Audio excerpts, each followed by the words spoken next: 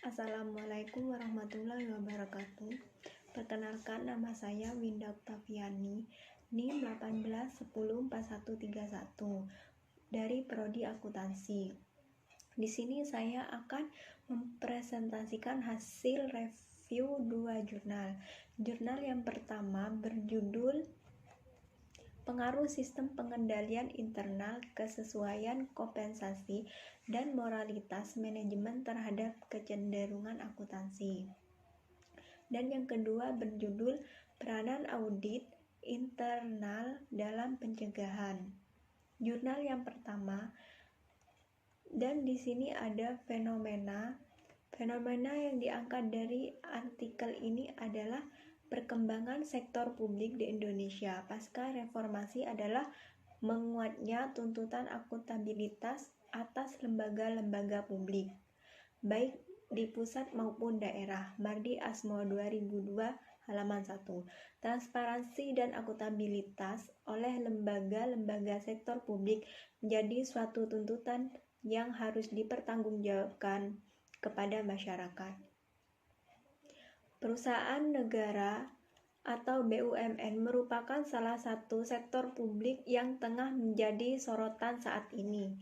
BUMN menghadapi beberapa tuntutan seperti tuntutan untuk memberikan bagian laba perusahaan kepada pemerintah, tekanan yang semakin besar dari masyarakat untuk menghasilkan produk yang murah dan berkualitas tinggi, tuntutan untuk berhadapan dengan orang-orang yang mencoba melakukan korupsi, kolusi, dan nepotisme, serta tuntutan untuk ekonomis yang efisien agar menjadi entitas bisnis yang profesional.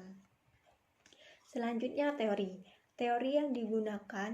Yang pertama, sektor publik di Indonesia pasca reformasi adalah menguatnya tuntutan akuntabilitas atas lembaga-lembaga publik, baik di pusat maupun daerah. Mardismo 2002 halaman 1. Yang kedua, kecurangan adalah serangkaian tindakan tidak wajar dan ilegal yang sengaja dilakukan untuk menipu. Kecurangan dilakukan oleh individu atau organisasi untuk mendapatkan uang. Sawyer 2006 halaman 339.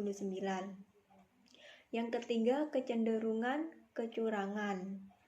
Akuntansi meliputi berbagai bentuk seperti tendensi untuk melakukan tindakan korupsi, tendensi untuk menyalahgunakan aset, dan tendensi untuk melakukan pelaporan keuangan yang menipu.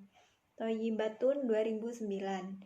Yang keempat, semua perusahaan publik harus memelihara pengendalian internal yang akan menyediakan keyakinan yang memadai bahwa melaporan keuangan yang curang akan dicegah atau dideteksi dari awal.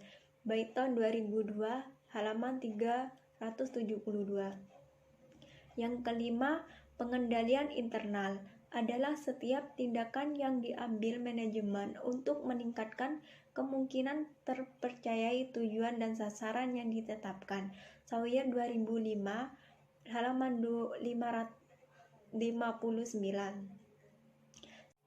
Selanjutnya, metode penelitian.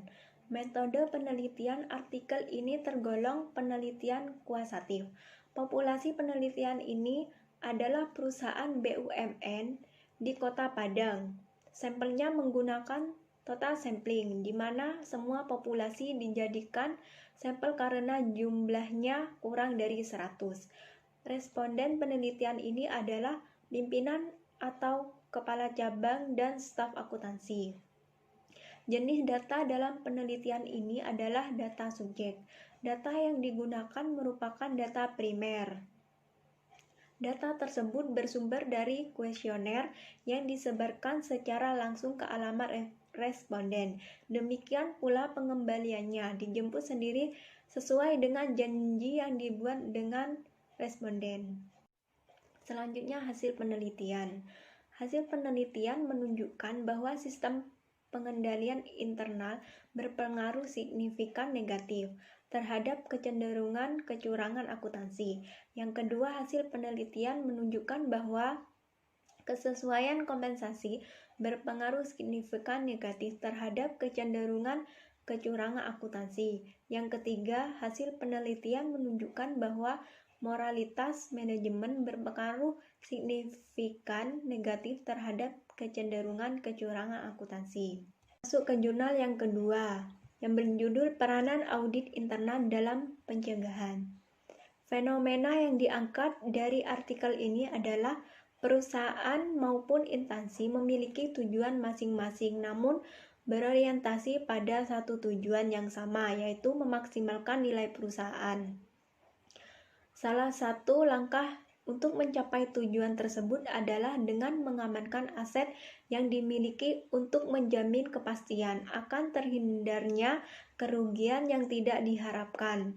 Hal yang tidak diharapkan juga dapat terjadi. Tidak sengajaan tersebut menjadi sumber yang berdampak buruk atau merugikan bagi perusahaan maupun instansi akibat dari tindakan pelaku kecurangan. Selanjutnya teori. Teori yang digunakan yang pertama, kecurangan menurut Tuanakota 2013 halaman 28, setiap tindakan ilegal yang ditandai dengan penipuan, penyembunyian atau ancaman dan kepercayaan. Tindakan ini tidak tergantung pada penerapan ancaman kekerasan atau kekuatan fisik. Penipuan dilakukan oleh individu dan organisasi untuk mendapatkan uang, properti, atau layanan untuk menghindari pembayaran atau kehilangan layanan atau untuk mengamankan keuntungan bisnis pribadi.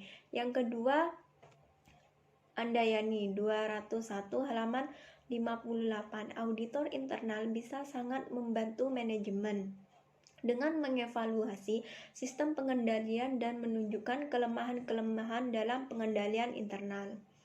Yang ketiga, Sawyer 202 halaman 10 yang diterjemahkan oleh Wulandari 2017 menjelaskan bahwa audit internal yaitu sebuah penilaian yang sistematis dan objektif yang dilakukan auditor internal terhadap operasi dan kontrol yang berbeda-beda dalam organisasi untuk menentukan apakah yang pertama, informasi keuangan dan operasi telah akurat dan dapat diandalkan. Yang kedua, resiko yang dihadapi perusahaan telah diidentifikasi dan diminimalisir. Yang ketiga, peraturan eksternal serta kebijakan dan prosedur internal yang bisa diterima telah diikuti. Yang keempat, kriteria operasi yang memuaskan telah dipatuhi. Yang kelima, sumber daya telah digunakan secara efisien dan ekonomi. Dan yang terakhir, tujuan organisasi telah dicapai secara efektif. Yang keempat, Ludita 2013 halaman 2 yang mengutip pendapat Tampu-Bolan 205 halaman 1 menyatakan tujuan audit internal adalah membantu para anggota organisasi agar mereka dapat melaksanakan tanggung jawab secara efektif. Yang kelima, menurut Eti dan Istiawati 2015 halaman 4 yang mengutip pendapat Kuntadi 209 menjelaskan peranan audit internal adalah untuk membantu perusahaan dalam melakukan audit bagi kepentingan manajemen, memecahkan beberapa hambatan dalam sebuah organisasi, dan mendukung upaya manajemen untuk membantu budaya yang mencakup etika, kejujuran, dan integritas. Selanjutnya, metode penelitian. Penelitian ini adalah penelitian kualitatif dan pendekatan deskriptif. Teknik pengumpulan data yang digunakan adalah teknik wawancara dan dokumentasi, sedangkan teknik analisis data yang digunakan adalah metode deskriptif analisis. Selanjutnya, hasil penelitian. Yang pertama, audit internal pada PT Pos Indonesia Persero Regional 1 Sumut Aceh yang dilakukan telah memadai dukungan dengan pengujian unsur audit internal dari perencanaan hingga tindak lanjut yang ada telah berjalan efektif. Yang kedua, peranan audit internal pada PT Pos Indonesia Persero Regional 1 Sumut Aceh telah berperan dalam pencegahan fraud, di mana unsur-unsur pengendalian internal yang diterapkan telah dijalankan sesuai dengan ketentuan yang ada. Kedepannya, integritas pada diri SDM lah yang dituntut untuk dapat mencegah resiko fraud atau dalam perekrutan SDM yang dievaluasi pada nilai integritas calon pegawai guna mendapatkan SDM unggul dan dapat dipercayai sehingga dapat menurunkan tingkat resiko. Terima kasih. Sekian review jurnal yang bisa saya sampaikan. Kurang lebihnya mohon maaf. Wassalamualaikum warahmatullahi wabarakatuh.